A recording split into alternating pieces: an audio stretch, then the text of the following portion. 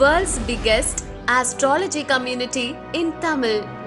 Online Astro TV, வாழ்வின் வெளிச்சம். Online astro டிவியை கண்டு மகிழுங்கள்.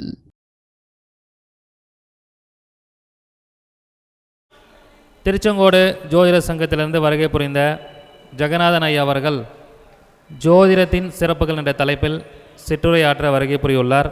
சொற்பொழிவாற்ற வருமாறு அன்புடன் கேட்டுக்கொள்கிறேன். ஜோதிட பிரபஞ்ச குழு அறக்கட்டளையின் தலைவர் மற்றும் செயலாளர் மற்றும் அங்கத்தினர்கள், இந்த அரிய விழாவிற்கு வருகை புரிந்துள்ள ஜோதிட ஆய்வாளர்கள் ஆகிய உங்களுக்கும் அனைவரையும் வணங்கி மகிழ்கிறோம். எங்களது ஜோதிட ஆராய்ச்சியாளர்கள் சங்கம் ஒரு 25 ஆண்டுகால சங்கம். அதன் வாயிலாக நிறைய ஜோதிட ஆர்வலர்களையும் ஜோதிட கருத்துக்களை ஆய்வு செய்து மக்களுக்கும் ஜோதிட ஆர்வலர்களுக்கும் வழங்கும் பொருட்டு நிறைய சேவைகள் செய்து வருகிறது. இப்போ இன்றைக்கி பார்த்திங்கன்னா சனிக்கிழமை மார்கழி மாதம் 13ஆம் தேதி. இப்போ நடந்துகிட்டு இருக்கிறது அனுச நட்சத்திரம் 3ஆம் பாதம் ஓடிக்கிட்டு இருக்கு, சூழ யோகம். இந்த நேரத்தில் இப்போ நான் மைக்கு கொடுத்துருக்காங்க மேச லக்கணத்தில். Okay sir. இப்போ ஜோதிட கருத்துக்கள் சொல்லி ஐயா சொன்னார். ஆக்சுவலாக நான் வாஸ்து பற்றி நிறைய பேசுவேன், நம்ம மீட்டிங்களுக்கு வந்தவங்களுக்கு தெரியும். சரி, அதுவும் பேசலாம். ஃபஸ்ட்டு ஜோதிட கருத்துக்கள் சொன்னதுக்காக முதல்ல இதை பேசிக்கலாங்க. நான் ஜோதிடம் பார்க்கும் முறையில் நான் எடுத்துக்கொள்ளும் முறை என்னவென்றால், ஒரு ஜாதகத்தில் லக்கண புள்ளியை வச்சு நான் எடுப்பேன்.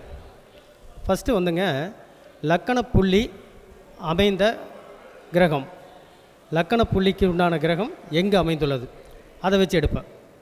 அந்த முறையில் எடுக்கும்போது நாம் எடுக்கக்கூடிய அனைத்து விஷயங்களும் எளிமையாகவும் கோச்சாரத்துக்கும் மிக எளிதாக வருகிறது.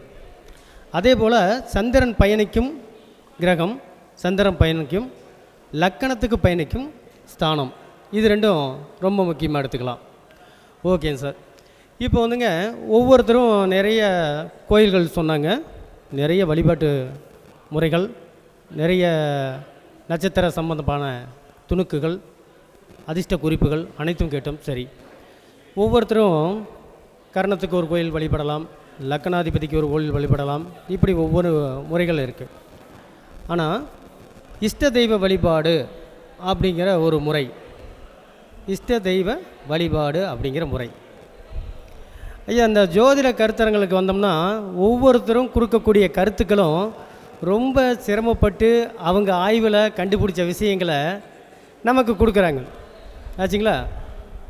ஒரு கருத்தரங்குக்கு வந்தோம்னா பிரயோஜனமாக ஒரு 4 பாயிண்ட்டை நாம் புரிஞ்சுக்கிட்டு கற்றுக்கிட்டு போனோம்னா நாம் இங்கே உட்காந்துருந்த விலை மதிப்பில்லாத நேரம் பயனுள்ளதாக இருக்கும் ஆச்சுங்களா. கவனம்ங்கிறது ரொம்ப ரொம்ப முக்கியமானது ஆச்சுங்களா. இப்போ இஷ்ட தெய்வ வழிபாடை நான் இப்போ சொல்லித்தரப்போகிறேன். இந்த இஷ்ட தெய்வ வழிபாட்டு முறையை நீங்கள் கற்றுக்கொள்வதனால் என்ன நடக்கும்? இப்போ கர்ணாதிபதி நாம் அறிந்த விஷயம். இப்போ பவகர்ணம்னா லக்ஷ்மி நரசிம்மர் வழிபாடு பண்ணோம், சிங்கத்துடைய தன்மைகள் இதெல்லாம் கேள்விப்பட்டிருக்கோம். இஷ்ட தெய்வம் அப்படிங்கிறது நம்ம பிறந்த லக்கணத்திற்கு 5ஆம் அதிபதி யாருன்னு பார்த்து அந்த ஸ்தானாதிபதி எந்த நட்சத்திர சாரம் உட்கார்ந்துருக்காரோ அந்த தெய்வத்தை வழிபாடு செய்தால் உங்களுடைய அபிலாசைகள் நிறைவேறும். செக் பண்ணி பார்த்துட்டு சொல்லலாம். புரியுதுங்களா? மறுபடியும் சொல்கிறேன். இப்போ உதாரணத்துக்கு ஐயா, உங்களது லக்கணம் என்னங்க? ரிஷப லக்கணம். ரிஷப லக்கணத்துக்கு 5ஆம் அதிபதி சூரியன். சூரியன் நிற்கிற நட்சத்திர சாரம் என்னங்க? சூரியன் என்ன நட்சத்திர சாரத்தில் நிற்கிறாருங்க கேளுங்க, சொல்லுங்கள். இல்லை, என்ன மாதம் பிறந்தீங்க? ஐப்பசி பிறந்தீங்க. ஐப்பசியில் சுவாதியில் நிற்கிதுங்களா, விசாகத்துலிங்களா, எதுலேயும்? துளாராசி அதில் தாங்க சுவாதி விசாகம். எதில் பிறந்தீங்க? சித்திரையில் நட்சத்திரத்துலேயே ஏதோ ஒரு நட்சத்திரத்தில் இருக்குன்னு வைங்க. இப்போ சுவாதியில் நிற்கிறது என்றால் உங்களுடைய அபிலாசைகளை நிறைவேற்றி தரக்கூடிய தெய்வம் நரசிம்மர். இப்போ புரியுதுங்களா என்ன கான்செப்டில் சொல்கிறேன்னு? அதாவது லக்கணாதிபதிக்கு 5ஆம் அதிபதி, 5ஆம் அதிபதி நின்ற நட்சத்திராதிபதி. இப்போ சார் உங்களுக்கு சொல்லுங்கள், உங்கள் லக்கணங்க? விருச்சிக லக்கணம். விருச்சிக லக்கணத்துக்கு குரு 5ஆம் அதிபதி. நம்மளுடைய ஆசைகள், எண்ணங்கள், திட்டங்கள், குழந்தைகள் பற்றிய கருத்துக்கள், குழந்தைகள் பற்றிய எதிர்கால கனவுகள், இவை அனைத்துக்கும் பொறுப்பாளியாக அவர் நிற்கிறார் ஆச்சுங்களா. அது கூட காதலியும் சொல்லலாம். இது எல்லாத்துக்கும் அதிபதியாக நிற்கிறார். இவர் குரு உங்களுக்கு ஜாதகத்தில் எந்த நட்சத்திரத்தில் இருக்கார்? எந்த நட்சத்திரங்க? கும்பத்தில் இருக்காருங்களா? கும்பத்தில் என்ன நட்சத்திரங்க? சதயங்களா, பூரட்டாதியா? அதை கவனிச்சிக்கங்க. அவிட்டம், சதயம், பூரட்டாதி கவனிச்சிக்கங்க. ஒருவேளை சதயத்தில் இருந்தால் நம்ம திருச்செங்கோடு அர்த்தநாரீஸ்வரரே உங்களுடைய அபிலாசைகளை, உங்களுடைய திட்டங்களை எளிமையாக நிறைவேற்றி தரக்கூடிய ஒரு தெய்வம். புரியுதுங்களா? இப்போ நமக்கு ஒரு பிரச்சனைனா டாக்டரை பார்க்க போகிறோம். ஸ்பெஷலாக ஒரு டாக்டரை போய் பார்க்க போகிறோம் இல்லையா? இப்போ இஎன்டி ஸ்பெஷலிஸ்ட்டு, ஐ ஸ்பெஷலிஸ்ட்டு, டென்டல் ஸ்பெஷலிஸ்ட்டு தனித்தனியாக. அதே போல் தான் நம்மளுடைய ஜாதகத்தினுடைய வெற்றி தரும் தெய்வங்களை நாம் தெரிஞ்சு வச்சுக்கிறது நல்லது. சொல்லுங்கள். ஆமாங்க. இதில் வதை தாரை இதில் எடுக்கவே வேணாம். நட்சத்திரத்துக்கு உண்டான தெய்வத்தை மட்டும்தான் வழிபாடு பண்ணுறோம். அப்படி இல்லைங்க. தாரை அப்படிங்கிறதே வழின்னு அர்த்தம். நட்சத்திர தாரை அப்படிங்கிறது, தாரைங்கிறது வழி. நட்சத்திரத்தின் வழியாக நமக்கு பலன்களை சந்திரன் தருவது தான் நட்சத்திர தாரை. சம்பத்து தாரை, தனதாரை, வதை தாரை எல்லாமே எடுத்துக்கலாம். சரிங்க. செவ்வாய். ஓகே.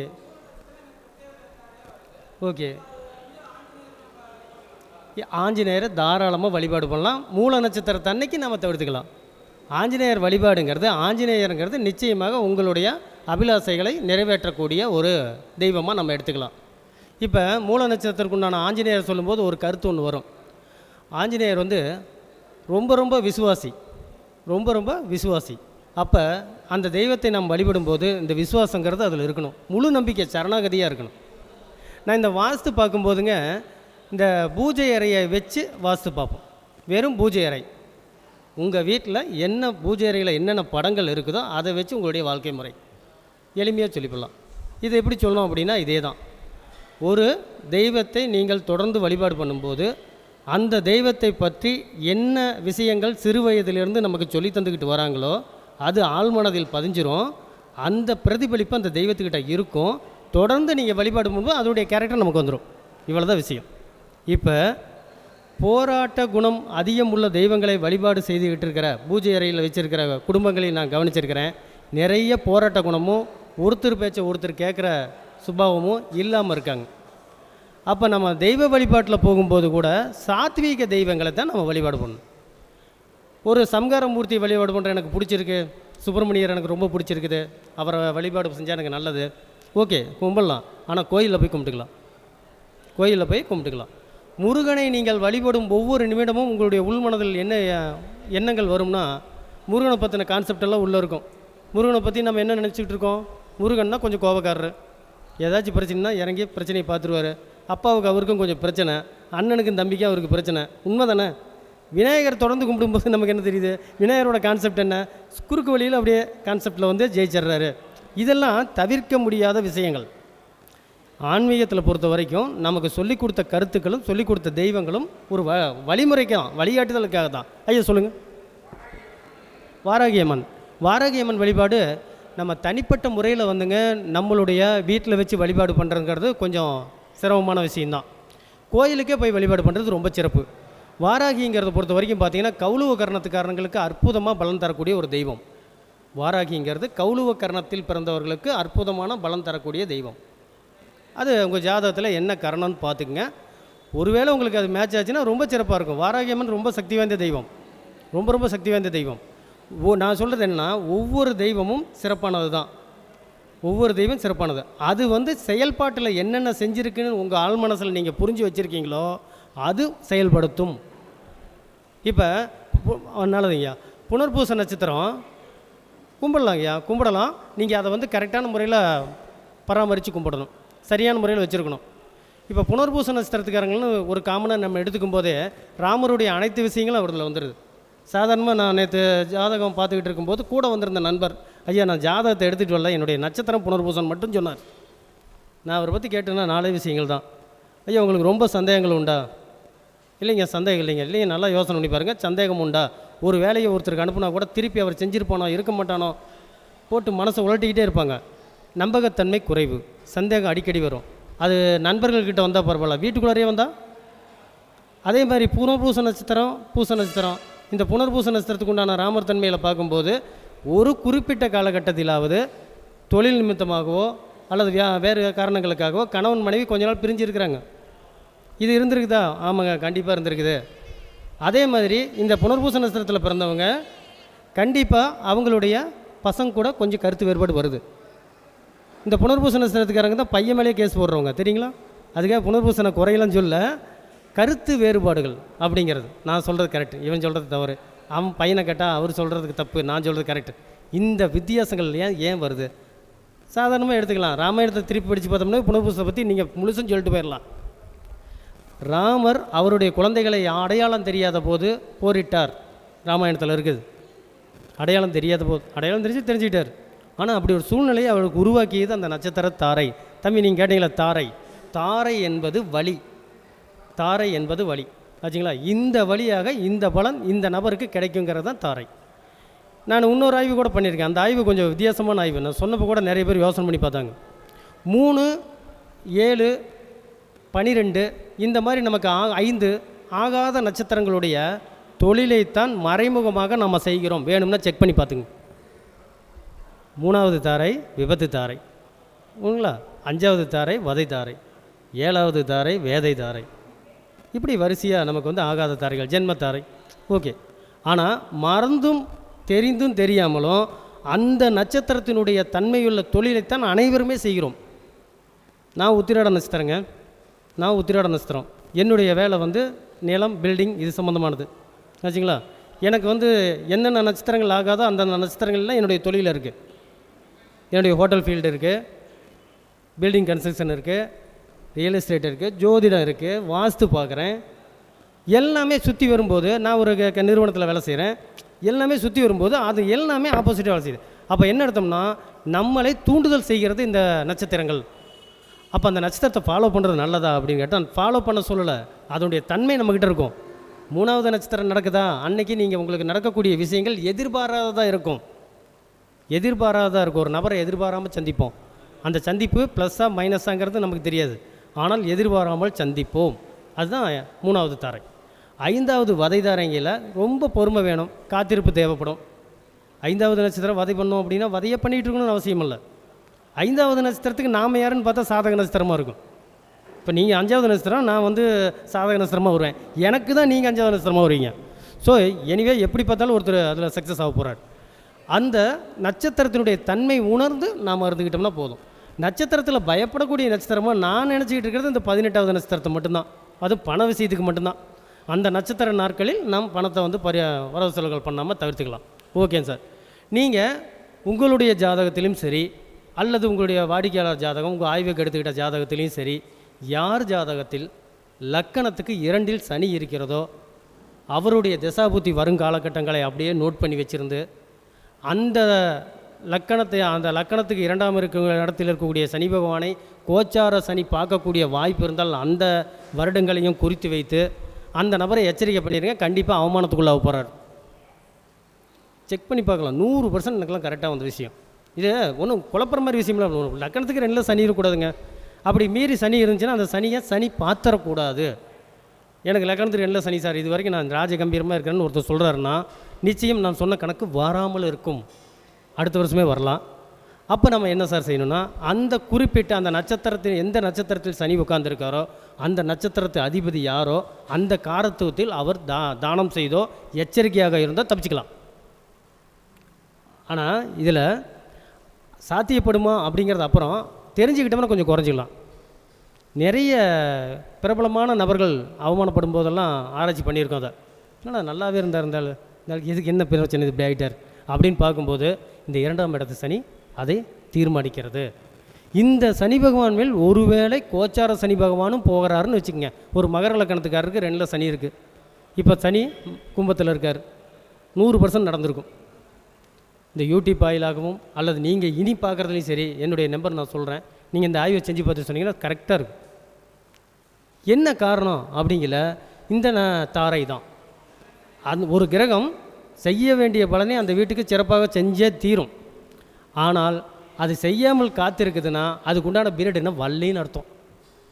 அவ்வளோதான் அர்த்தம். அதே போல் ஒரு ஜாதகத்தை பார்க்கும்போது அவர் எதில் அவசரக்காரன்னு கண்டுபிடிச்சிடலாம். உதாரணத்துக்கு ஒரு ஜாதகத்தில் லக்கணத்துக்கு 5 சந்திரன் இருக்கார். அவர் காதல் விஷயத்தில் அவசரப்படுவார். வளர்ந்துட்டார் சார், அவருக்கெல்லாம் காதல்லாம் இனிமேல் இல்லை, அவருக்கு 45-50 வயசு ஆச்சு அப்படின்னா அவர் குழந்தைகளுக்கு எடுக்கக்கூடிய முடிவுகளில் அவசரப்பட்டு எடுத்து அந்த குழந்தைகள் பாதிப்புக்குள்ளாவாங்க. அவசரப்படக்கூடாது. ஏன்னா சந்திரன்கிறது அவசர கிரகம், துரிதமாக ஓடக்கூடிய கிரகம். இந்த சந்திரன் எந்த கிரகத்து கூட சேர்ந்து அவரையும் வேகப்படுத்திடுவார். நான் ரொம்ப ஸ்பீடாக போகிறவர்கிட்ட லிஃப்ட் கேட்ட மாதிரி ஆகி போயிடும். அவர் போகிற வேகத்துக்கு நாமளும் பின்னாடி உட்காந்துட்டு போகணும். சந்திரன் அந்த மாதிரி கிரகம். சந்திரன் அவசரப்பட்டு முடி எடுத்துருவோம். நான் என்ன சமயத்தில் ஒரு நண்பர்கள் சந்தித்தார், ஒரு வாடிக்கையாளர் சந்திச்சு, சார் இந்த மாதிரி ஜாதக விஷயமாக கேட்டேன். 6 சந்திரன், 6ஆம் அதிபதியும் இணைவு. சார் அவசரப்பட்டு பெரிய கடனை வாங்கிட்டீங்களா? ஆமாம் சார், பெரிய கடனை வாங்கிட்டேன், கட்ட முடியல. இந்த கடன்னு போகும்போது நம்ம கேதுவையும் இணைக்க வேண்டியதாக இருக்குது. இன்னொரு நண்பர் சொன்னார், சார் எனக்கு வந்து குரு கேது இணைஞ்சிருக்கு, குரு கேது இணைஞ்சிருக்குது, கேல யோகம். கேல யோகம்னா உங்களுக்கு தெரியுங்களா? கோடிக்கணக்கில் பணம் வரும். நான் இதை போன மீட்டிங்கில் கூட ஒரு விளக்கம் சொன்னேன். யார் ஜாதகத்தில் கேதுவும் குருவும் இணைந்திருக்கிறார்களோ அவங்களுக்கு நிச்சயம் கோடிக்கணக்கில் பணம் வரும். ஆனால் அந்த பணம் அவங்ககிட்ட இருக்காது, ஓடிடும். ஒரு நண்பர், ஒரு பெரிய வைத்தியர், அவர் என்ன பண்ணார், ஒரே குழந்தை, பெண் குழந்தை. அவருக்கு வந்து 5 கேது இருந்தாலும் ஒரே குழந்தை கிடைக்கும், அதையும் நீங்கள் கவனிச்சிக்கணும். அவர் என்ன பண்ணார், நிறைய சம்பாரித்து ஒரு பெரிய ஒரு மருத்துவமனையை கட்டுறார். கோடிக்கணக்கில் செலவு பண்ணி கட்டுறார். கட்டிட்டு அவருக்கு அவங்க பொண்ணுக்கு மேரேஜ் ஆகுது. அந்த பொண்ணுக்கு கிஃப்டாக அதை கொடுக்குறார். இப்போ இவர் கேட்டால் என்ன இருக்குது, தொழில் மட்டும்தான் இருக்குது, இவர் சம்பாரித்ததெல்லாம் கிஃப்டாக கொடுத்தாச்சு. அந்த பொண்ணு என்ன பண்ணுது, ஒரு 4-5 மாதம் குடும்ப வாழ்க்கையில் அந்த பொண்ணோட கணவர் அந்த சொத்தை இணையாக வச்சு ஒரு ப்ராஜெக்ட் ஆரம்பிச்சிட்டார், லோன் போட்டு ஆரம்பிச்சிட்டார். இது ஆரம்பித்ததுக்கு அப்புறமேலு அந்த கணவன் மனைவிக்கு பிரிவினை வந்து தனித்தனியாக வந்துட்டாங்க, டைவர்ஸாக ஆகிடுச்சு. இப்போ இந்த சொத்து யாருக்கிட்ட இருக்குது, பொது ஆளுக்கிட்ட போய் நின்றுச்சு. அதுக்கான கடனை கட்ட வேண்டியவர் யார், இந்த சொத்தை வாங்கியவர். அப்போ குரு கேது சேர்ந்துருந்தால் நீங்கள் சம்பாதிச்ச பணத்துக்கு நீங்களே வட்டி கட்டுவீங்க, நீங்கள் சேமித்த பணத்துக்கு நீங்களே வட்டி கட்டுவீங்க. இதைத்தான் அந்த விஷயம் எனக்கு உணர்த்துச்சு.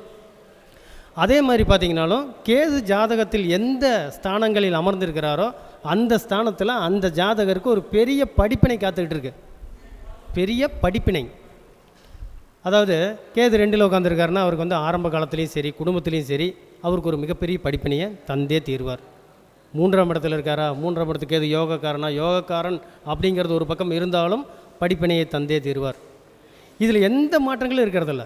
அப்போ ஒரு ஜாதகத்தை, நம்ம ஜாதகத்தையும் நம்ம பார்த்துக்கிட்டோம்னா கூட முதல்ல நம்ம தொலைவ வேண்டியது என்னென்னா, நம்ம எந்த இடத்துல போய் நல்ல பாடம் கற்றுக்க போகிறோம், எதில் நம்ம மிகப்பெரிய அளவில் ஏமாற போகிறோங்கிறத முதல்ல பார்த்துக்கணும்.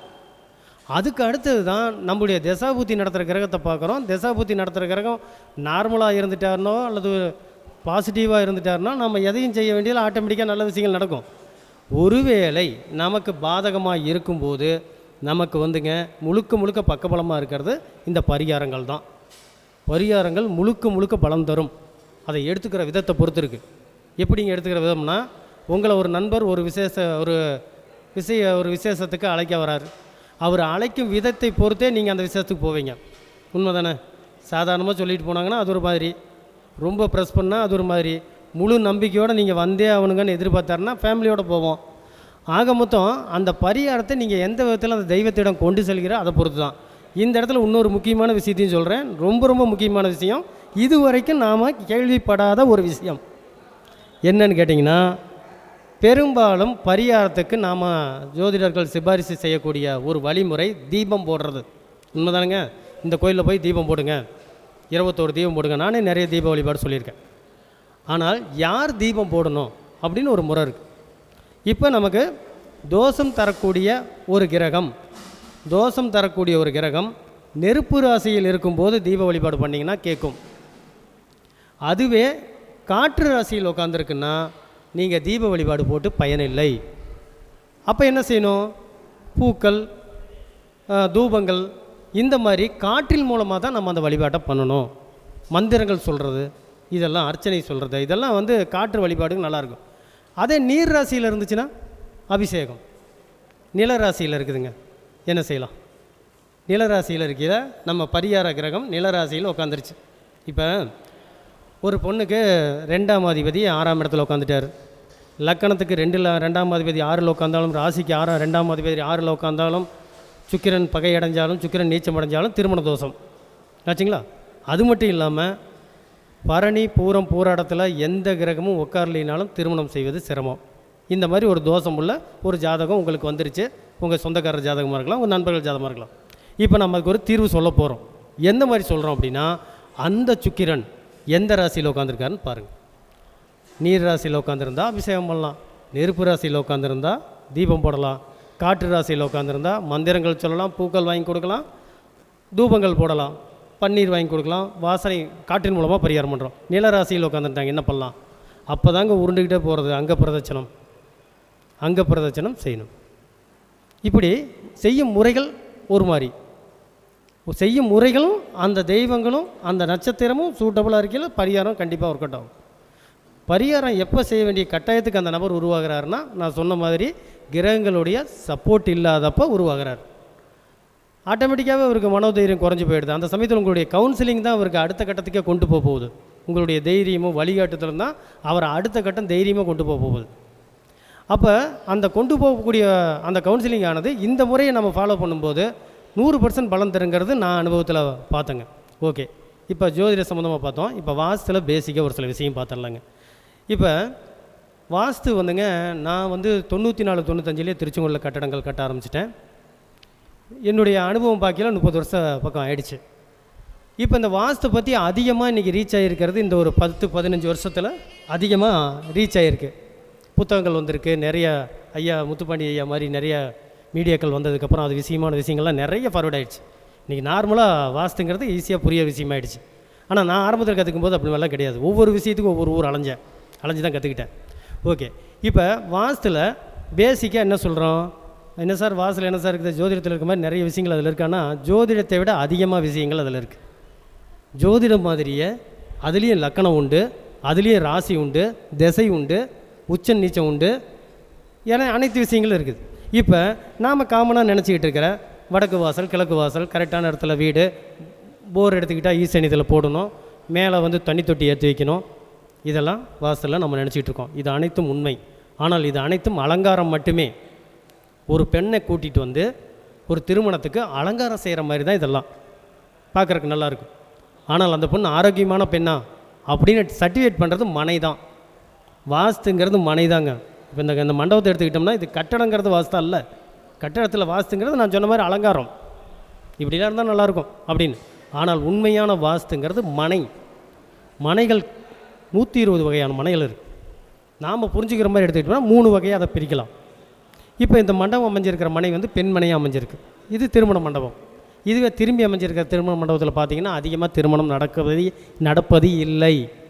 நடந்தாலும் அதில் சில பிரச்சனைகள் இதெல்லாம் உண்டு.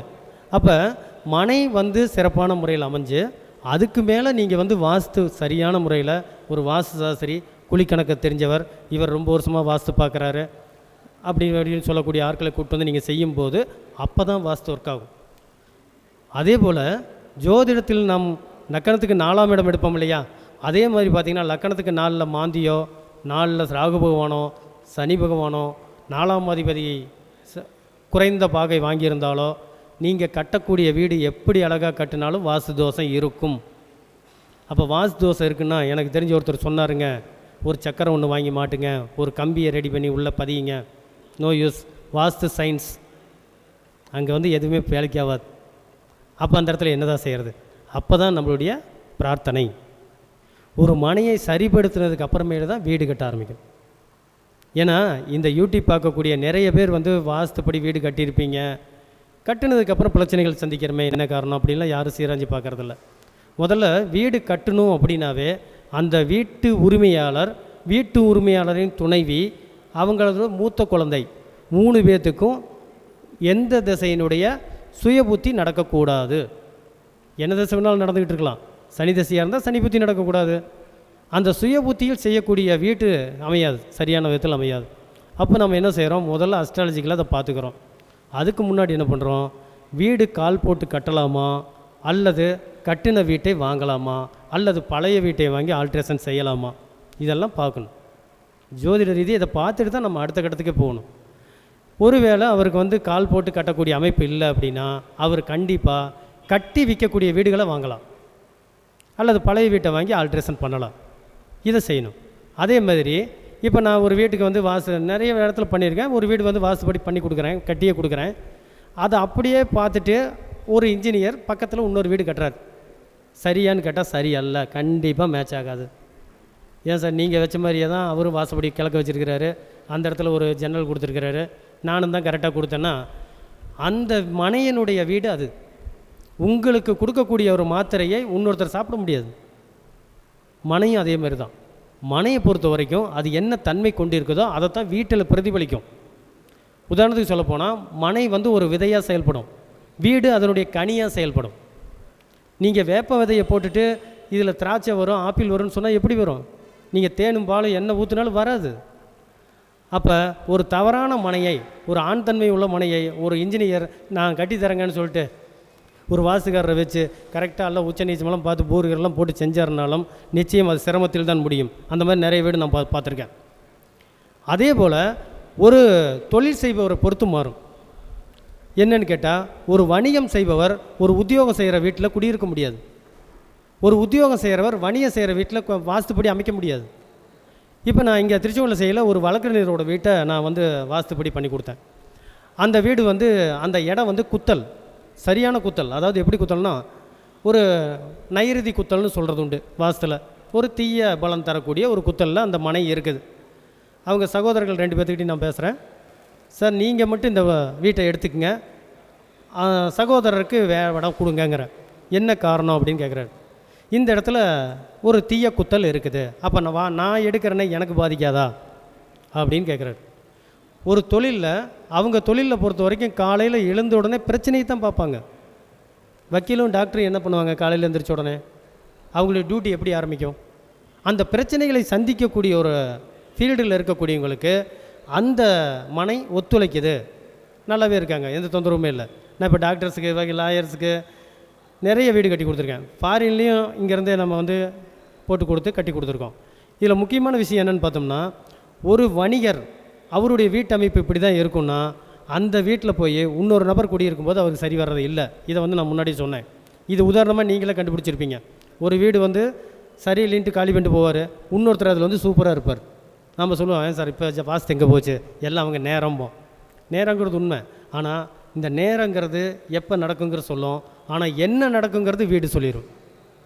என்ன நடக்குங்கிறது வீடு சொல்லிடும், அது எப்போ நடக்குங்கிறது ஜாதகம் சொல்லும். அப்போ இந்த ஃபீல்டில் இருக்கிறவங்களுக்கு இந்த வாசல், இந்த அமைப்பு சரியில்லைன்னு சொன்னால் அதை நம்ம மாற்றிக்கணும். இதுதான் சார் வாசல் எடுக்கக்கூடிய முக்கியமான பலன். அதே மாதிரி பார்த்திங்கன்னா பேசிக்காக வாசல் ஏதாச்சும் தெரிஞ்சிக்க முடியுமா? ஏன்னா நிறைய சொல்லும்போது சில விஷயங்கள் குழப்பமாக இருக்கலாம். பேசிக்காக வாசல் ஒரு சின்ன சின்ன விஷயம் மட்டும் சொல்கிறேன் சார், ஒரு 4 பாயிண்ட். இந்த 4 பாயிண்ட் உங்களுக்கும் சரி, உங்கள் நண்பர்களுக்கும் சரி, அனைவருக்குமே பிரயோஜனமாக இருக்கும். எந்த ஒரு வீட்டுக்கும் கிழக்கும் வடக்கும் கொஞ்சம் காலி இடம் இருக்கணும். இது எல்லா பக்கமும் நம்ம கேள்விப்பட்ட ஒரு விஷயம். ஏன் இருக்கணும், ஏன் வந்து வடக்கில் காலி இடம் இருக்கணும் அப்படின்னு கேட்டிங்கன்னா, அப்போ ஜாதகத்துக்குள்ளார வரலாம். வடக்கு திசைங்கிறது என்ன ராசிங்க? வடக்கு திசைங்கிறது கடகராசி. கடகராசியில் எந்த கிரகம் உச்சம் அடையுது? குரு பகவான் உச்சடைகிறார். அப்போ வடக்கில் இடம் விடும்போது குரு உச்சமடைகிறார். அப்போ முதல் குழந்தை நல்லா இருக்குது, பணம் பொருளாதாரம் சிறப்பாக வருது. ஓகே, கிழக்கு மறுபடியும் வரும். கிழக்கில் 2வது குழந்தை. கிழக்கை நம்ம கொஞ்சம் இடம் விட சொல்கிறோம். கிழக்கில் இடமிடும்போது சுக்கிரனும் சூரியனும் இந்திரனும் மிக வலுவான பாகமாக செயல்படுவாங்க. அப்போ அந்த வீட்டில் 2வது குழந்தை கிடைக்கிறக்க அந்த இந்திரன்கிற இந்திரியம்தான் தேவைப்படுகிறது. அப்போ கிழக்கடைச்ச வீட்டில் இந்திரியம் நீர்த்து போகிறது, 2வது குழந்தை கிடைப்பதில்லை. சார் சயின்ஸு சார், இது மிகப்பெரிய சயின்ஸ், நல்லா ப்ரூவ் பண்ணி காமிச்சிருக்கேன். அதே மாதிரி தெற்கு பக்கம்னு வரும்போது ஒரு மனிதனுடைய முழு ஜீரண மண்டலமும் தெற்கு பக்கம் சம்மந்தப்படுது. இப்போ நான் சமீபத்தில் நடந்த ஒரு விஷயம், ஒரு வீட்டில் ஒரு குழந்தைக்கு வந்து வயிறு தொடர்பான மிகப்பெரிய பிரச்சனை வந்துச்சு. அந்த வீட்டுக்கு நான் முன்னாடியே சொல்லியிருக்கேன், சார் உங்களுக்கு தெற்கு பகுதியில் ஒரு கதவோ ஜன்னலோ இல்லைங்க, அதனால் உங்களுடைய ஜீரண மண்டலம் தெளிவாக இல்லை இப்போத்துக்கு தொந்தரவு இல்லாமல் இருக்கலாம். ஆனால் உள்ளார மிஷினில் ஏதோ ஒரு ஸ்டக் ஆகிட்டு இருக்குன்னு நான் சொல்கிறேன். நடந்து ஒரு 5-6 வருடங்கள் கழித்து ஒரு பெரிய ஒரு அறுவை சிகிச்சை பண்ணி அந்த குடலில் இருக்க பிரச்சனையை சரி பண்ணாங்க. அதே மாதிரி பார்த்திங்கன்னா இந்த தெற்கு சைடில் ஜன்னலோ கதவோ கரெக்டான ஒரு வெண்டிலேஷனோ இல்லாத வீடுகளில் ஜீரணம் சரியாக ஆவதில்லை. செக் பண்ணி பார்க்கலாம். வடக்கு அடைச்சா செல்வமும் நின்று போயிடுது, கேட்கும் திறனும் நின்று போயிடுது. தொடர்ந்து வடக்கு அடைச்ச வீட்டில் குடியிருந்தால் 12 வருஷம் 16 வருஷம் குடியிருந்தால் செவிடாகக்கூடிய வாய்ப்பு கூட உண்டு ஹியூமன் இதுக்கு பாடிக்கு. அதுவே வாஸ்து கெடுக்கையில் செல்வம் எந்த பக்கம் இருக்குதுன்னு சொல்கிறதே வடக்கு தான். வடக்கு திசையை வச்சு அவங்களுடைய வருமானம் ஆயிரங்களா லட்சங்களா கோடிகளான்னு நம்ம நிர்ணயம் பண்ண முடியும். அப்படியே அதுக்கு நேர் பின்னாடி போகும்போது வடமேற்குன்னு சொல்லக்கூடிய பாகம் வாயு பாகம் வரும். அந்த பாகம்தான் அந்த வீட்டு உரிமையாளரோட மனமாக செயல்படும். இந்த விஷயங்கள் நான் சொல்லிக் கொடுக்கும்போது நீங்கள் கேள்விப்பட்ட ஒரு விஷயத்தை நான் மறுபடியும் ஞாபகப்படுத்துகிறேன். ஒரு வீடு கட்டும்போது ஈசானியம் கொஞ்சம் வளரணும் சார், ஈசானியம் கொஞ்சம் வளரணும், 1 இன்ச்சு இழுத்து வைக்கிறோம்.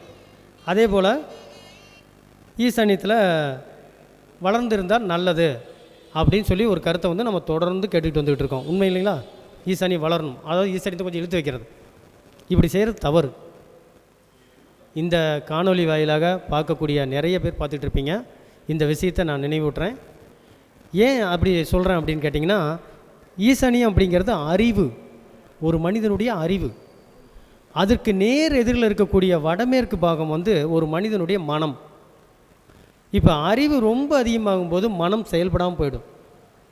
நீங்கள் அந்த மாதிரி வந்து ஈசானியம் ரொம்ப வளர்ந்த விரிவாக இருக்கக்கூடிய வீடு, அந்த வீட்டில் இருக்கக்கூடிய நபர்கள் நீங்கள் பார்த்தா நீங்கள் கண்டுபிடிக்கலாம். நிறைய ஆராய்ச்சிகள் பண்ணுவாங்க, நிறைய விஷயத்தை கண்டுபிடிப்பாங்க, ஆனால் எதையுமே செயல்படுத்த மாட்டாங்க. செயல்படுத்தும் அளவுக்கு அவங்களுக்கு மனம் வராது. சூழ்நிலை வரும், கிரகங்கள் சூழ்நிலை நிச்சயம் தந்தே தீரும், ஆனால் மனம் வராது.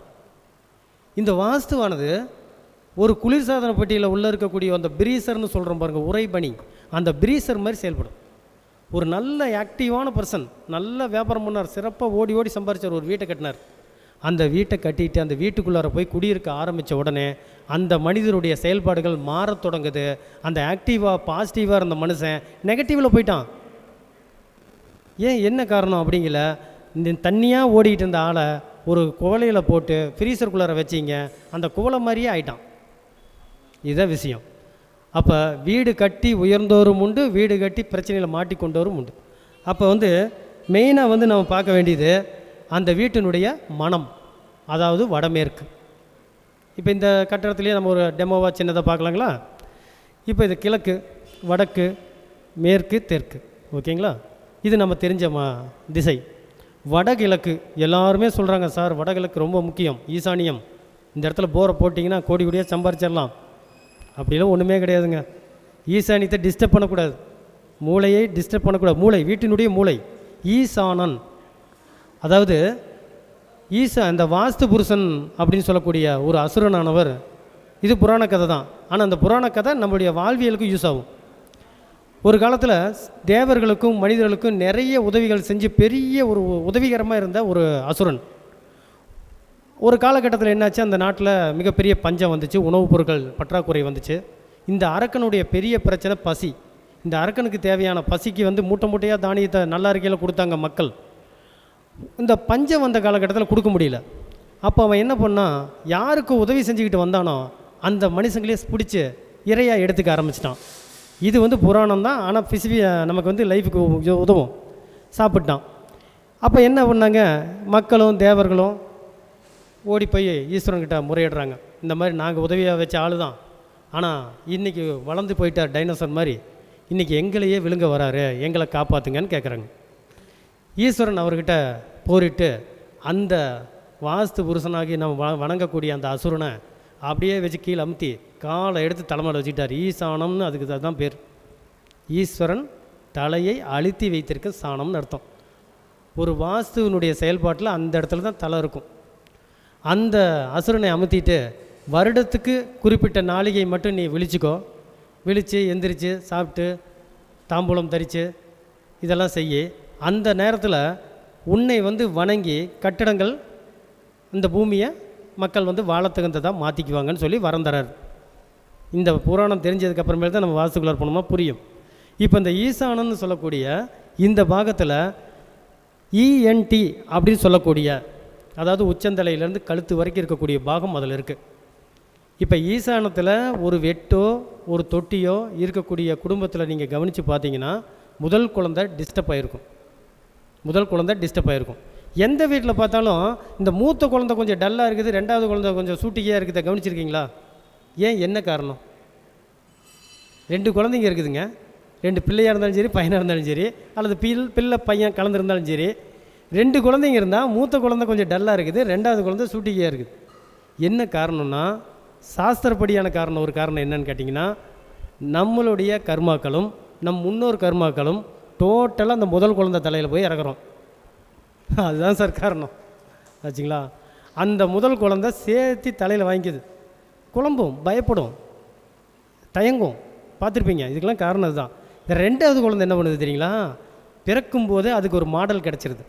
அண்ணன் எப்படி நடந்தான் அதே மாதிரி நாமளும் நட, அண்ணன் சைக்கிள் இப்படி ஓட்டினானா நாமளும் ஓட்டு, பிரச்சனையே இல்லை. அதனால் அது இரண்டாவது குழந்தை டேலண்ட் ஆகிடுது. ஆனால் அந்த நம்ம எல்லாம் கவனித்து பார்த்தோம்னா அந்த முதல் குழந்தை தான் திட்டிகிட்டே இருப்போம். தம்பியை பாரு, நல்லா போகிறான், நல்லா செயல்படுறான் சொல்லுவோம். இந்த முதல் குழந்தைன்னு சொல்கிற பாகமான ஈசானியம் தவறாக இருக்கிற பட்சத்தில் ஏற்கனவே கர்மாலோட நம்ம அவனுக்கு கொடுத்துருக்கோம். கூடுதலாக வாஸ்துப்படியும் ஒரு தவறுதலை பண்ணி அவனுக்கும் ஆரம்ப தசை மோசமாக இருந்தால் என்ன ஆகிறது? அவன் மிகப்பெரிய பாதிப்புக்குள்ள வராங்க. நான் நிறைய வீடுகளில் கவனித்து சொல்லியிருக்கேன். அந்த குழந்தைகளுக்கு அந்த மாறுதல் செஞ்சதுக்கப்புறம் கல்வியிலையும் சரி, உடல் நலத்துலேயும் சரி நல்லா டெவலப் ஆகியிருக்காங்க. இதை நம்ம கருத்தில் வச்சு பார்த்தோம்னா ஒவ்வொரு வீட்டையும் நம்ம இன்றைக்கே போய் பார்க்கலாம். காம்பஸ் செல்ஃபோனில் போட்டால் வந்துட போகுது. போட்டு பார்த்து வடக்கு கிழக்கு, வடகிழக்கில் என்ன இருக்குது, உயரமாக எது இல்லாமல் இருக்குதா, இடம் இருக்குதா, பையன் தப்பிச்சான், ஓகே. அந்த வீட்டில் இருக்கக்கூடிய குடும்ப நபருக்கும் நல்லா மூளை வேலை செய்யும். சரிங்க சார், இதில் முதல் குழந்தை வடக்குன்னு சொல்லிட்டீங்க, இரண்டாவது குழந்தை கிழக்கு, ஓகே. இப்போ நான் எனக்கு எந்த வீடு வேலை செய்யும்னா, இப்போ இவர் ஒரு பேரண்ட்ஸை தோட்டத்தில் விட்டுட்டு, வயக்காட்டில் இங்கே தோட்டத்தில் இருப்பாங்க, இவர் தனியாக டவுனுக்கு ஒரு அற்புதமான ஒரு வீட்டை, ஒரு 20 சதுர வீட்டை 1 கோடி ரூபா செலவில் ஒரு நல்ல வாஸ்துசாஸ்திர இன்ஜினியர் வச்சு கட்டிட்டார், ஹோமம் பண்ணிட்டார், எல்லாம் பண்ணி முடிச்சிட்டார். ஆனால் அதுக்கப்புறம் மறுபடியும் இவருக்கு சிரமம் வருது. அப்படிங்கிற தான் அவர் யோசனை பண்ணோம். அந்த கட்டின வீடானது அவருடைய குழந்தைகளுக்கு தான் முதல் வீடு, இரண்டாவது வீடு வரும். முதல் குழந்தை, இரண்டாவது குழந்தை வரும். இவர் யாருக்கு குழந்தையோ அந்த குழந்தைக்கு உண்டான பேரண்ட்ஸ் எந்த வீட்டில் இருக்காங்களோ அங்கே தான் இவர் வாஸ்து பேசும். உதாரணத்துக்கு சொல்லப்போனால், ஒரு வீடு இருக்குது, அந்த வீட்டுக்கு கிழக்க இருக்கிற இடத்தை விட மேற்கு காலி இடம் அதிகமாக போயிடுச்சுன்னா அவர் எங்கே இருக்கிற, அவருக்கு பிரபல யோகமே கிடையாது. பிரபல யோகமே கிடையாது. அவர் தொழிலில் கேட்டால் அவரை தெரியலீங்களா, அப்படி செஞ்சிட்ருக்காரு அப்படிம்பாங்க. ஆனால் மேற்கில் காலி இடம் குறைவாக இருந்து கிழக்கில் கொஞ்சம் காலி இடம் அதிகமாக இருக்குது, அந்த இடத்துல அந்த ஒரு தெருவும் போகுதுன்னா அவர் அந்த தொழிலில் அந்த வீட்டில் கேட்டோம்னா கடைசி வீட்டில் இருக்கிற வரைக்கும் சொல்லுவாங்க, இந்த வேலைக்கு இவர் தாங்க பெஸ்ட்டு, அவர் செய்கிற தொழில் எதுவாக வேணா இருக்கலாம், எல்லா தொழிலும் சிறந்ததே, அந்த தொழிலில் அவர் தலை சிறந்தவராக இருப்பார். அவரை சொன்னால் வெளியே தெரியும். பசங்க நிறைய படிச்சுட்டு பாஸ்போர்ட் எடுத்துகிட்டு நான் வெளிநாடு போகணும்னு ஆசையாக உட்காந்துருப்பாங்க. அவங்கள வெளிநாட்டுக்கு அழைச்சிக்கிட்டு போகிறது அந்த மேற்கு திசை தான். அந்த மேற்கு திசையை வீக்காக இருந்துட்டு இங்கே என்ன தான் பார்த்துக்கிட்டு 9ஆம் இடத்தையும் 12ஆம் இடத்தையும் 12ஆம் அதிபதி 6ல் உட்காந்துருக்காருன்னு பார்த்துக்கிட்டும் பிரயோஜனம் இல்லை. அதுக்கான வாய்ப்பு இது தராது. இந்த கூட்டத்துலேயும் சார், இந்த கூட்டத்தில் நம்ம நீங்கள் ஒருத்தர் இருக்கீங்கன்னா, தலைவர் உங்களை தொலைவராருன்னா நீங்களும் கொஞ்சம் ஐடென்டிஃபை பண்ணி காட்டினா தானே அவருக்கு ஈஸியாக இருக்கும். ஒரு 1000, 2000, 5000 பேர் இருக்கக்கூடிய இதில் இந்த பிரபஞ்சம் நம்மளை தொலைவும் போது நம்ம எந்த விதமான ஐடென்டிஃபிகேஷனும் காட்டாமல் நாம் போய் நம்மளை நாமளே லாக் பண்ணி உள்ளே போய் மாட்டிக்கிட்டோம்னா எப்படி யோகம் நடக்கும்? அதுக்காக தான் சொல்கிறேன், நீங்கள் செய்யக்கூடிய பிரார்த்தனைகள், வழிபாடுகள், உங்களுக்கு கிடைக்கக்கூடிய யோக திசைகள் அனைத்தும் 100% உண்மையானது. ஆனால் அது அனைத்துமே நீங்கள் வாங்கி வரும் வரம். இப்போ திருப்பதி போகிறாங்க, திருச்செந்தூர் போகிறாங்க, எல்லா கோயில்களுக்கும் நம்ம போகிறோம், அங்கே போய் வழிபாடு பண்ணுறோம், அந்த தெய்வத்தினுடைய அருளை வாங்குகிறோம், அதெல்லாம் உண்மை. அந்த அருளை ஒரு தண்ணி மாதிரி நினச்சிங்க, ஒரு கலசத்தில் வாங்கிட்டு வரீங்க, நம்ம வீட்டு ஓவர் டேங்கில் ஊற்றுறோம். திருப்பதியிலேருந்து வாங்கிட்டு வந்துட்டோம், இங்கே திருச்செந்தூர்லேருந்து வாங்கிட்டு வந்துட்டோம், எல்லா ஒரு திருத்தமும் ஊற்றியாச்சு. ஆனால் அந்த ஓவர் டேங்கனுடைய அவுட்லெட்டை அடைக்க மறந்துட்டோம், எல்லா தொட்டி தண்ணியும் கீழே போயிடுச்சு. நீங்கள் போனது உண்மை, பரிகாரம் பண்ணது உண்மை, நடந்தது உண்மை, ஆனால் உங்களுக்கு எலிஜிபிள் இல்லை. அப்போ முதல்ல நான் என்ன சொல்கிறேன்னா, நாம் முதல்ல ஸ்டடியாக உட்காருவோம், அதுக்கப்புறம் வரக்கூடிய பிரச்சனைகள் பார்த்துக்கலாம். ஒரு வீட்டினுடைய நைருதின்னு சொல்லக்கூடிய தென்மேற்கு, அதாவது தெற்கு மேற்கு, தென்மேற்கு மூலையில் தான் அந்த நபருடைய ஆளுமை இருக்குது. தப்பித்தவறி கூட நம்ம வீட்டுக்கிட்டேயும் சரி, நம்ம நண்பர்கள் வீட்டுக்கிட்டேயும் சரி, நம்மளுடைய உறவினர்கள் வீட்லேயும் சரி, தெற்கு பகுதியில் தென்மேற்கில் கிணறு இருந்தால் முடிஞ்ச அளவு உடனடியாக மாற்றம் பண்ண சொல்லுங்கள். தூர்த்த கிணறாக இருந்துச்சுன்னா மூடிட சொல்லுங்கள். மிகப்பெரிய பாதிப்பை தரும். அந்த இடம் வந்துங்க எப்படின்னு கேட்டால் ஒரு ராஜாவை இழந்த கோட்டையை போல் செயல்படும். ஒரு கோட்டையின் மேல் மதிலில் இருக்கக்கூடிய வீரர்களாக செயல்பட வேண்டிய மூளை அந்த இடத்துல ஆள் இல்லைன்னா எப்படி எதிரி நாட்டு அரசன் உள்ளே வந்துடுவானோ அந்த மாதிரி இந்த குடும்பத்தினுடைய வாழ்க்கையில் பகை, கடன், நோய் உள்ளே வரதே தெரியாது, வந்ததுக்கப்புறம் தான் கண்டுபிடிக்க முடியும். அது ஒரு சிசிடிவி கேமரா கண்டுபிடிச்சிக்கலாம், அந்த இடத்துல கரெக்டாக வைக்கணும். அப்போ என்ன சார் பண்ணணும்? அதனால தான் எங்களுக்கு வாஸ்துக்காரர் சொன்னார் அந்த இடத்துல ஒரு ஓவர் டேங்க் வைக்க சொல்லி. எல்லாம் சரி, நான் தான் ஆரம்பத்திலே சொன்னேன், நீங்கள் எவ்வளோ அழகான வாஸ்துப்படி வீடு கட்டியிருந்தாலும் அது அனைத்தும் ஒப்பனையே, மேக்கப். ஒரு ஷர்ட், ஃபுல் ஹேண்ட் ஷர்ட் போடுறோம், ஒரு கேப் போடுறோம், கண்ணாடி போடுறோம், டக் பண்ணுறோம், இது ஒப்பனை. ஆனால் ஆரோக்கியமாக இருக்குமா? மனையில் தவறு இருக்கான்னு நீங்கள் செக் பண்ணி பாருங்கள். மனையில் தவறு செக் பண்ணிக்கணும். செக் பண்ணி மனையில் தவறு இருந்தால் கொஞ்சோண்டு இடம் விட்டு போனாலும் பரவாயில்லன்ட்டு அந்த இடத்தை சதுரிக்கணும். சதுரிக்கிற பட்சத்தில் தான் அந்த வீடு வேலை செய்யும். மேற்கு காம்பவுண்ட் போட்டால் மட்டும்தான் கிழக்கு வெளிக்கும். கிழக்குன்னா முகம், ஒரு வீட்டினுடைய முகம் கிழக்கு தான். கிழக்கில் ஜன்னலே இல்லைங்க சார் அப்படின்னா அவருக்கு வெளி உலகமோ அடுத்த கட்ட வாழ்க்கையும் அவருக்கு வந்து எதுவுமே தெரியாது. இப்படி அடைச்சிட்ட மாதிரி அப்படி வச்சுக்கிட்டு எனக்கு வந்து என்ன முன்னுக்கு வரவே முடியலைங்க சார், என்ன பண்ணுறேனே தெரியல சார், எப்படி செய்ய முடியும்? முடியவே முடியாது. கண்ணை முடியுங்க சார் இருக்கிறேன். யார் யாருக்கு கிழக்கில் வந்து வெளிச்சம் இல்லாத வீட்டில் குடியிருக்கலாம்னா ஆன்மீக சம்மந்தப்பட்டவங்களும் பிராமின்ஸ் எல்லாம் பார்த்திங்கன்னா மேக்ஸிமம் அவங்க வீட்டுக்குள்ளே சூரிய ஒளி வராது, வாழ்வாளாக வீடு இருக்கும். அப்போ தான் அவங்களுக்கு அந்த மந்திரங்களும் ஞாபகத்தில் இருக்கும், ஞாபக சக்தி அதிகமாக வரும். கிழக்கடைச்ச வீட்டில் இருக்கிற வீடுகளில் ஸ்டேட் ஃபஸ்ட்டு வரக்கூடிய குழந்தைகள் இருப்பாங்க, அருமையாக படிப்பாங்க. ஆனால் குடும்பத் தலைவர் என்ன பண்ணுவார்? குடும்ப தலைவிகிட்ட பொறுப்பை ஒப்படைச்சிட்டு இவர் நவுந்துருவாருங்கிறது ரெண்டு விதம். ஒழுக்கமான ஆளாக இருந்தால் இங்கேருந்து நவுந்துருவார் உலகத்தை விட்டு, ஒழுக்கம் இல்லாத ஆளாக இருந்தால் ட்ரிங்க்ஸில் கிடப்பார், ஆனால் ஆள் இருப்பார். நான் ஒரு சில வீட்டில் அப்படியே நான் சொல்லியிருக்கேன், சார் நீங்கள் கொஞ்சம் சொல்லுங்கள் சார், ரொம்ப ட்ரிங்க்ஸ் பண்ணுறாரு, வேண்டாம், அவர் ட்ரிங்க்ஸ் பண்ணால் தான் அவர் உங்க கூட இருப்பார், நிறுத்தினார் கிளம்பிடுவார். கண்டிப்பாக உண்மை. கிழக்கடைச்ச வீடுகள், மேற்கு ஓப்பனான வீடுகள் வந்து பெண் தன்மை உள்ள வீடுகள். பெண்கிட்ட கொண்டு போய் அந்த குடும்பத்தையே தள்ளி விட்டுரும். தள்ளி விட்டுட்டு இவர் ஜாலியாக சுற்றிட்டு இருப்பார். மேற்கு ஓப்பனான வீட்டில் இருக்கிற ஆண்களை போன உடனே நீங்கள் வீட்டில் பார்க்கவே முடியாது. எப்போ கேட்டாலும் தான் போயிருக்கார் வருவார், ஃபீல்டுக்கு போயிருக்கார் வருவார், லைனுக்கு போயிருக்கார் வருவார், இதே தான் சொல்லுவாங்க.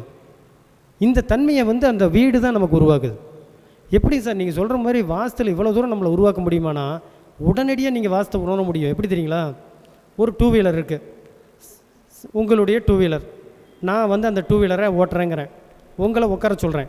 உங்கள் வண்டியில் தான் நீங்கள் உட்காடுறீங்க, ஆனால் திரும்பி உட்கார சொல்கிறேன். உங்கள் வண்டியில் தான் உட்காந்துருக்க போகிறீங்க, திரும்பி உட்காந்துட்டு வாங்கன்னா உங்களால் உட்காந்துட்டு வர முடியுமா? கீழே விழுந்துருவோம். ஏன்னா பூமியினுடைய ஓட்டம், இந்த பூமியினுடைய ஓட்டமும் இந்த பூமியினுடைய நீர்த்தன்மையும் இது ரெண்டும் சேர்ந்து தான் வாஸ்து எனர்ஜியாக நம்மளுடைய பிரெயினை செயல்படுத்தி பிரெயின்லேருந்து எல்லாமே செயல்படுது. அனைத்துமே அறிவு தான் சார், அறிவு தான் அனைத்துமே. அண்டத்தில் உள்ளது பிண்டத்திலும் உள்ளது, பிண்டத்தில் உள்ளது அண்டத்திலும் உள்ளது. இந்த பேசிக் ஃபார்முலா எப்பயுமே மாறாது. அதுக்காக தான் இந்த வழிபாட்டு முறை பரிகாரங்கள் நம்ம செய்கிறோம். இப்போ பிரபஞ்சம் நமக்கு தரக்கூடிய அனைத்து நல்ல பலன்களையும் குறிப்பிட்ட நாட்களில், குறிப்பிட்ட நட்சத்திரங்களில், குறிப்பிட்ட கிரகங்கள் மூலமாக நமக்கு தருது. அந்த வரக்கூடிய வாய்ப்புகளை நாம் போய் வாஸ்து தவறான வீட்டிலேருந்து இழந்து விடக்கூடாது. இதுதான் சார் இதனுடைய கான்செப்ட். மற்றபடி இன்னும் வந்துங்க நிறைய வாஸ்தை பற்றி பேசணும்னா மணிக்கணக்கு பேசலாம், அவ்வளோ விஷயங்கள் இருக்குது. வாஸ்து சம்பந்தமான அனைத்து சந்தேகங்கள், எந்த சந்தேகம்னாலும் நீங்கள் என்னுடைய எண்ணுக்கு அழைச்சி கேட்கலாம். இது சம்மந்தமான புத்தகங்கள் எழுதிட்டு இப்போ பிரிண்டிங்கில் இருக்குது, புத்தகம் வந்தோடனே நான் வழங்குறதுக்கு ஏற்பாடு பண்ணுறேன். என்னுடைய இந்த 28 ஆண்டு கால வாஸ்து ஆய்வில் நான் கண்டறிஞ்ச விஷயங்களை அந்த புத்தகத்தில் தொகுத்து எழுதியிருக்கிறேன். என்னுடைய யூடியூப்ஸ் இருக்குது, ஐயா ஒளிபரப்பு பண்ணியிருக்காரு. என்னுடைய பெயர் வாஸ்து MA ஜெகநாதன். நான் ஜோதிட ஆராய்ச்சியாளர் சங்கம் திருச்செங்கோட்டினுடைய இணை செயலாளராக இருக்கேன்.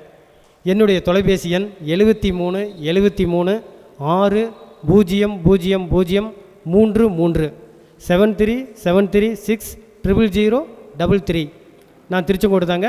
எப்போ வேணாலும் என்னை காண்டாக்ட் பண்ணலாம், எந்த விதமான சந்தேகங்களாலும் அழைத்து பயன்படலாம். இந்த அரிய வாய்ப்பை எனக்கு கொடுத்த ஐயா வல்லரசு தினேஷ் ஐயா அவர்களுக்கும் மற்றும் இந்த நிர்வாகிகள் அனைவருக்கும், இதை ஒளிபரப்பு செய்த அஸ்ட்ரோ ஆன்லைன் டிவி ஐயா முத்துப்பாண்டி ஐயா அவர்களுக்கும் எனது மனமார்ந்த நன்றிகளை தெரிவித்துக் கொள்கிறேன். நன்றி, வணக்கம்.